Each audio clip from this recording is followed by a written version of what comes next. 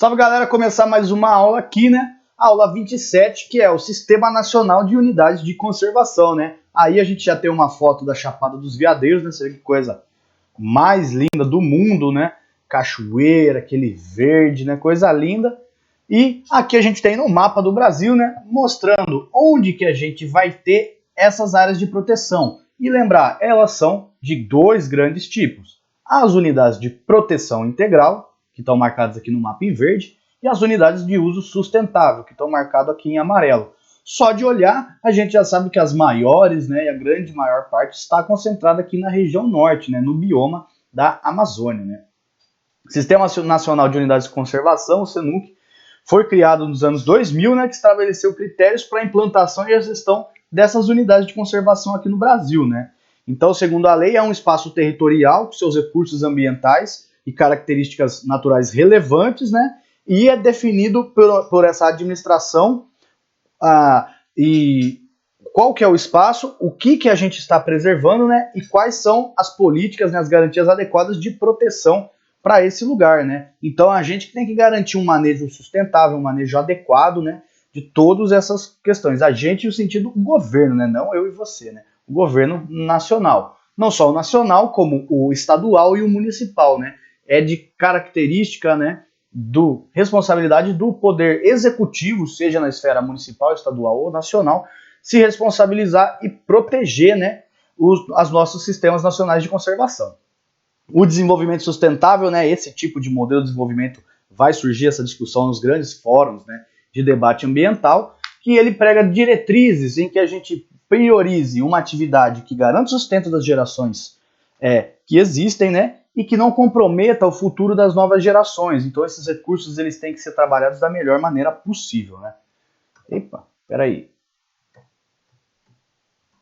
Beleza, né? Então a gente tem aqui os principais, né? Na parte quando a gente fala de uso sustentável, a gente vai ter a área de proteção ambiental, que ela pode ser pública ou privado, uma pouca ocupação humana, orienta o processo de ocupação sustentável, visitação proibida.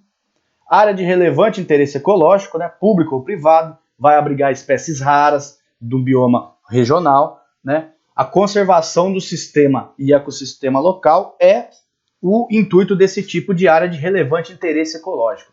Floresta nacional é exclusivamente público, não vai ter floresta nacional privada. Vai ter uma grande cobertura nativa, né, já disse floresta.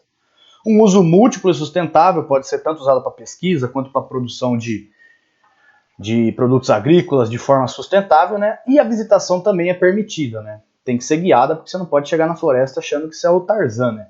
Reserva extrativista, o nome já diz, ela exclusivamente é pública. O extrativismo é agricultura de subsistência para populações tradicionais, ou seja, populações que já estavam habitando aquela região há muito tempo, né? Vide quilombolas, tribos indígenas, né? A proteção do meio ambiente e o meio de vida e cultura das populações tradicionais. Né? A gente tem o caso das quebradeiras de coco, né? Lá no Pará, que é um exemplo, só para citar, de um modelo de reserva extrativista. A reserva de fauna, né? O nome já diz, exclusivamente público. O intuito dela é o estudo e o manejo econômico sustentável da fauna, e a visitação está sujeita ao plano de manejo daquela região. A reserva de desenvolvimento sustentável, né? Exclusivamente público também, né? Reservas são todas públicas, que protegem a natureza e mantêm a diversidade biológica. A visitação vai estar sujeita ao plano de manejo. Dependendo do lugar, você pode visitar. Dependendo.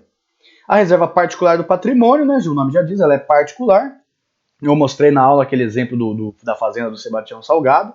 Né? O intuito de eu criar uma reserva particular é para preservação da diversidade biológica, né? E a visitação é aberta de acordo com o regulamento, né, do proprietário da terra, né? Aqui a gente vai estar falando um pouco melhor de cada um, né? Isso aí vocês têm na apostila, certo? E aqui a gente tem explicando como que é um plano de manejo, né? O manejo da exploração sustentável. Primeiramente a gente tem que ter um planejamento, né? Aprovar junto aos órgãos competentes, elaboração do plano de manejo, a divisão da área é feita, então realiza estudo de fauna, flora, hidrografia, relevo, social e econômico, certo? Essa primeira fase vai durar mais ou menos um ano. Depois vai ter o estudo das unidades de produção, que vai durar mais ou menos 7 meses. Vai ter que ser a elaboração de um plano de operação, como que você vai agir. Tem que ser aprovada junto aos órgãos competentes. a definição dos traçados das estradas, a localização dos pátios, todas essas coisas, um censo da floresta, o geoprocessamento, né? A partir disso você já pode operar, certo? Cortar, transportar essas coisas, e você continua fazendo monitoramento, até 10 anos você vai monitorando, vendo como é que vai crescendo as árvores, catalogando as espécies que você tem, né? Beleza? E em tratados silviculturais, né? Silvicultura a gente está falando do quê? Né? A produção de madeira, né? A gente já está querendo saber como que a gente está tendo esse manejo do melhor jeito possível para que a gente possa usar de forma sustentável os recursos dessa terra. Tranquilo, gente? Aí a gente tem os sistemas de proteção integral, certo? A estação ecológica visa o quê? Preservação da natureza, é um lugar de visitação proibida, é exclusivamente público, é um lugar como esse que o nosso presidente foi pego pescando, né? Ele não devia nem estar lá, muito menos pescando. Eu mandei o link da notícia para vocês. A reserva biológica, né? Que é para preservação da diversidade biológica, a visitação também é proibida, certo? O Parque Nacional, ele é público, ele tem com o intuito a preservação dos ecossistemas, a visitação vai ser permitida de acordo com o manejo. Refúgio de vida silvestre, né? Vamos lembrar, por exemplo, onde a tartaruga vai desovar, certo? Um mangue que tenha uma região lá com grande proliferação de peixes, por aí, né? Pode ser público ou privado, né? O intuito é a proteção de ambientes relevantes para a reprodução da fauna e da flora, né? Como eu falei, um manguezal, né? Uma encosta de rocha que tenha várias espécies de aves, né? E a visitação pode ser realizada, depende do plano de manejo da região, né? E o monumento natural, né? Ele pode ser público ou privado, que a gente está falando de sítios naturais raros. Então a gente pode falar dos canyons do São Francisco, do Morro do Pão de Açúcar, do Parque do Jequitiaia, né? E a visitação pode ocorrer de acordo com o manejo, né? Aqui a gente vai ter o exemplo, né? Desse monumento natural, né, na Serra de Itatiaia, né, que tem quase 3.000 metros de altitude, né. Lembrar que áreas de grande interesse, o que a gente entende como área de grande interesse?